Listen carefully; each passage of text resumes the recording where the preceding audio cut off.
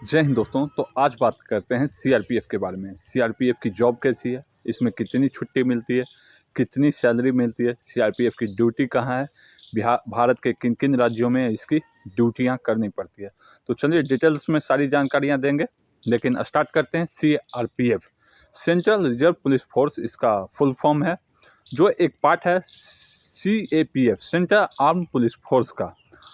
CRPF की मुख्य duty है आंतरिक सुरक्षा, जो भारत के अंदरूनी सुरक्षा है। इसमें अगर आप बात करते हैं तो नक्सलवाद, जिन राज्यों में नक्सलियों का विस्तार है वहाँ पे सीआरपीएफ की ड्यूटी है।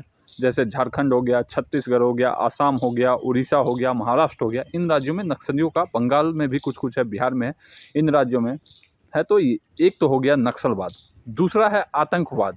आतंकवादियों से भी सुरक्षा देना सीआरपीएफ की मुख्य जिम्मेदारियां हैं। तो आतंकवाद भी ज़्यादातर जम्मू और कश्मीर के इलाकों में पाया जाता है। दूसरा आतंकवादी से सुरक्षा हो गया। तीसरा हो गया दंगा से। अगर भारत के किसी भी क्षेत्र में दंगा होता है तो उसको नियंत्रित करने की जिम्मेदारी भी सर्वप्रथम सीआरपीएफ को मिलती है। और चौथी हो गई इलेक्शन ड्यूटी। भारत में किसी भी प्रकार का इलेक्शन होता है, चाहे वह लोकसभा का हो या विधानसभा का हो, तो उस इलेक्शन का शांतिपूर्ण निर्वहन करने के लिए सीआरपीएफ को डिप्लॉयमेंट किया जाता है। तो ये तो चार प्रमुख ड्यूटियाँ हो गई। अब बात करते हैं कि सीआरपीएफ में छुट्टी कितनी है। तो सीआरपीएफ में 60 दिन ईएल छुट्टियां हैं और 15 दिन सीएल छुट्टी होती है। जो 15 दिन की छुट्टी है, इसमें आपको संडे कैलकुलेट नहीं होता है। जो राष्ट्रीय छुट्टी होता है या राजकीय छुट्टी होता है वो कैलकुलेट नहीं होता है। तो छुट्टी जब जाते हैं तो ये छुट्टियां 20 से 21 दिन के आसपास लगभग बन ही जाती है। तो कुल मिलाकर कहा जाए तो सीआरपीएफ में 80 दिन की छुट्टी है। इसके बाद अगर बात करते हैं तो क्या मेडिकल छुट्टी है, तो कुछ मेडिकल छुट्टियां भी है जो आप किसी कारणवश बीमार पड़ जाते हैं तो उस समय आपको काम आती है। इसके अलावा बात करते हैं कि सीआरपीएफ से हम कहां कहां जा सकते हैं। तो सीआरपीएफ से देखिए, सर्वप्रथम आप कोबरा कमांडो बन सकते हैं। कोबरा कमांडो जो है सीआरपीएफ के जवान ही बनते हैं। उसके बाद आरएएफ रैपिड एक्शन फोर्स में भी आप जा सकते हैं। इसके अलावा आप एनडीआरएफ में भी जा सकते हैं, जो भारत में या तो प्राकृतिक आपदा आती है या मानवकृत आपदा आती है, तो उसको शांत करने में, उससे निपटने में, उससे उबरने में, लोगों को बचाने में जाती है। इसके अलावा आप एनएसजी में जा सकते हैं। इसके बाद आप एसपीजी में भी जा सकते हैं। सीआरपीएफ के जवान एनएसजी एसपीजी में भी जा सकते हैं। सीआरपीएफ के जवान सीबीआई में जा सकते हैं और कोबरा में भी जा सकते हैं। तो सैलरी की बात करते हैं कि सैलरी कितना है। तो सैलरी जब आप ज्वाइन कीजिएगा तो ट्रेनिंग में ही आपको सैलरी 40,000 रुपये बनेगी। वो कैसे बनेगी? 21,700 रुपये बेसिक पे आपकी होगी, प्लस उसके अलावा अभी के स्थिति से जोड़ दें तो 46% बेसिक सैलरी की आपको डीए मिलेगा, जो लगभग 9,982 यानी 10,000 रुपये हो जाता है। इसके अलावा आपको एचआरए मिलेगा, होम रेंट अलाउंस मिलेगा। जो होम रेंट अलाउंस है वो सिटी के अनुसार मिलता है। अगर आप पटना में हैं तो आपको 18% मिलेगा, बिहार के अन्य किसी शहरों में है तो आपको 9% मिलेगा बेसिक पे के, या आप मुंबई, दिल्ली, बेंगलोर, चेन्नई जैसे बड़ी सिटियों में हैं तो वहाँ पे आपको बेसिक पे का 27% मिलेगा। अर्थात कह सकते हैं कि जो होम रेंट अलाउंस है उसको 3 भागों में बांटा गया है, ए बी सी। 9%, 18% और 27%। जो जिस कैटेगरी की सिटी है, अगर ज़्यादा हाई फाई है तो उसमें 27 है, मिडिल क्लास है तो उसमें 19% है, और लोअर क्लास है तो उसमें 9% मिलती है। तो ये आपका होम रेंट अलाउंस हो गया। उसके अलावा आपको राशन मनी मिलेगा, लगभग 3900 राशन मनी मिलता है, जो आपके मेस में आपको जमा करना पड़ेगा। अब जितना दिन का मेस में खाना खाइएगा उतने दिन के हिसाब से ही जमा करना पड़ेगा। अगर आप 15 दिन खाते हैं किसी महीने में, आप 15 दिन की छुट्टी चले जाते हैं तो 15 दिन का पैसा आपका बच जाएगा, 15 दिन को आपको जमा करना पड़ेगा। इसके अलावा सीआरपीएफ को अलाउंस दिया जाता है, ड्यूटी अलाउंस, जो 3 भागों में बांटा गया है।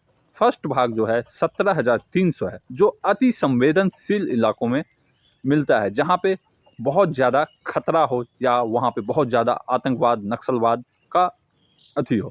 तो ये 17,300 कहाँ मिलता है? ये ज़्यादातर छत्तीसगढ़ राज्य के नक्सली इलाकों में जो ड्यूटी कर रहे हैं जवान उनको मिलता है, या श्रीनगर की घाटियों में आतंकवादियों के गढ़ में जो जवान ड्यूटी कर रहे हैं उनको मिलता है, या झारखंड के कुछ ऐसे इलाके हैं जहाँ पे नक्सलियों का बहुत ज़्यादा वर्चस्व है, वहाँ पे मिलते हैं। इसके बाद दूसरा अलाउंस जो है 9,700 है। तो 9,700 है जो मिडिल इलाका में मिलता है, जहाँ पे खतरा बहुत ज़्यादा ना हो, सामान्य तौर पर खतराएं होती है, वहाँ पे आपको रिस्क अलाउंस 9,700 मिलता है। ये आसाम में भी मिलता है, झारखंड में भी मिलता है, जम्मू के एरिया में भी मिलता है, छत्तीसगढ़ के एरिया में भी मिलता है, बंगाल के एरिया में भी, मतलब ये भी बहुत जगह मिलता है। इसके बाद जो तीसरा अलाउंस है 7,400 है। ये अलाउंस जो है आपको ज़्यादातर कम सेंसिटिव, फुल सेंसिटिव इलाका नहीं हो, मतलब ग्रुप सेंटर वगैरह में भी कहीं कहीं है, ऐसे बटालियन जो शांति वाले एरिया में है या जो कहीं सिटी में हो, जो शांति वातावरण में हो, उनको मिलता है। इसके अलावा जो है रैपिड एक्ट सबसे ज़्यादा अलाउंस जो है कोबरा में मिलता है। कोबरा में 17,300 अलाउंस है। उसके अलावा उनको टीपीटी भी मिलता है, तो उनको लगभग 20 से 21,000 रुपये बन जाता है, जो न्यू जवान होते हैं उनको। इसके अलावा अगर बात की जाए कि रम अलाउंस के बारे में, तो रम अलाउंस आपको मिलता है, लेकिन वो नाम मात्र का होता है, 200 रुपये के आसपास होता है। रिस्क अलाउंस हो गया, रम अलाउंस हो गया। तो आप अगर ट्रेनिंग में कर रहे हैं तो आपको 40,000 रुपये फर्स्ट सैलरी मिल सकती है, जिसमें से आपका एनपीएस नेशनल पेंशन स्कीम का लगभग 3700 रुपये के आसपास कटेगा और राशन मनी कट जाएगा, यानी इन हैंड आपको 33,000 रुपये मिलेगा। और अगर आप ट्रेनिंग कर कर चले जाते हैं, रिस्क अलाउंस मिल जाता है, तो आपकी सैलरी 50,000 प्लस कर जाएगी। अगर आपको 17,300 वाली बटालियन मिल जाती है तो आपकी सैलरी 60,000 के अप्रॉक्स पहुंच जाती है। अब कहते हैं कि पोस्टिंग कहाँ कहाँ होती है, तो सीआरपीएफ की पोस्टिंग भारत के सभी राज्यों में लगभग होती है। पोस्टिंग का पैमाना क्या है? पोस्टिंग का पैमाना है कि लगभग जो सेंसिटिव एरिया है, खतरनाक एरिया है, वहाँ पे आपको 4 साल रहना पड़ेगा, और जो शांति वातावरण वाला एरिया है, जो सिटियों में एम्प्लॉयमेंट है, जो मंदिरों में एम्प्लॉयमेंट है सीआरपीएफ की, वहाँ पे आपको 3 साल के बाद ट्रांसफ़र हो जाता है। तो लगभग भारत के सभी राज्यों में ड्यूटी करना पड़ता है, और संपूर्ण भारत आप घूम सकते हैं। इसके अलावा सीआरपीएफ में ट्रेनिंग भी बहुत चलती है। इन ट्रेनिंगों में ट्रेनिंग में के दरमियान आप सीआरपीएफ के अन्य शहरों में डिप्लॉयमेंट हो सकते हैं। इसके अलावा इलेक्शन ड्यूटी भी आती रहती है, तो इलेक्शन में भी आपको कहीं भी डिप्लॉयमेंट किया जा सकता है भारत के किसी भी राज्य में। तो ये सीआरपीएफ की विशेष गुण है। अब सीआरपीएफ सबसे अच्छी पैरामिलिट्री फोर्स है, एशिया की सबसे बड़ी फोर्स है, एशिया की सबसे बड़ी अर्धसैनिक बल है। इसमें सबसे ज़्यादा अर्धसैनिक जवान पाए जाते हैं, इसकी बटालियन सबसे ज़्यादा है, और देश के तमाम नागरिकों को सबसे ज़्यादा विश्वास सीआरपीएफ पे होती है। ऐसे हमारी सारी फौजें महान हैं, सभी का ईमानदारी से कर्तव्य निर्वहन करते हैं, लेकिन सीआरपीएफ की कुछ खास क्वालिटी थी जो मैंने बता दी। तो जय हिंद दोस्तों, फिर मिलेंगे किसी दिन किसी नई जानकारी के साथ।